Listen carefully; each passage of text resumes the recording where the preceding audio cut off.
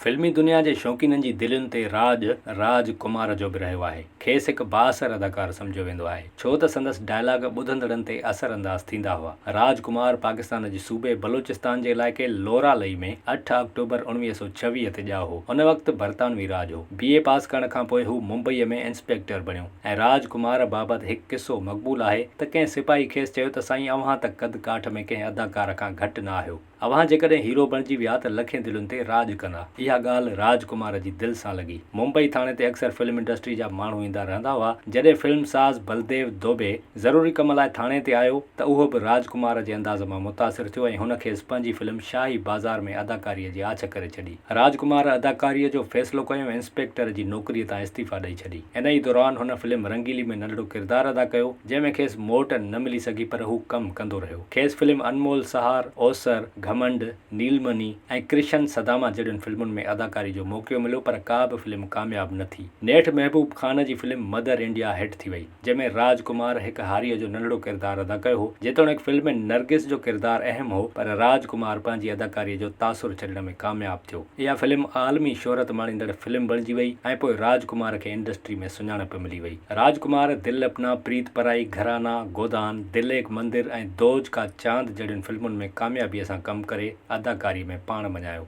1965 में फिल्म काजल जी ज़बरदस्त कामयाबी ते राजकुमार हिकु कामयाबु हीरो बणिजी वियो। साॻे साल फिल्म वक़्त में हिन लाजवाब अदाकारी कई। हुन हरनाज़, नीलकमल, मेरे हुज़ूर, हीर रांझा ऐं पाकीज़ा में रोमानवी किरदार बि अदा कया। राजकुमार जो असुलु नालो कुलभूषण पंडित हो, जंहिं बॉलीवुड जी फिल्मुनि में 4 ॾहाकनि ताईं 1952 खां 1995 ताईं अदाकारी जा जोहर ॾेखारिया। पंहिंजे मख़सूस अंदाज़ सबबि हू डिघो वक़्तु शौक़ीननि जी दिलयुनि में घर करे चुको हो। संदसि मक़बूल फिल्म में मदर इंडिया, पैगाम, दिल एक मंदिर, वक़्त, हीर रांझा ऐं सौदागर शामिल आहिनि। राजकुमार पंहिंजे लाॾाणे खां अॻु पंहिंजे पुट खे चयो हो त ज़िंदगी ऐं मौत इंसान जो ज़ाती मामिलो आहे। मुंहिंजे लाॾाणे खां पोइ रुॻो हिकु दोस्त चेतन आनंद खे ॿुधाइजां।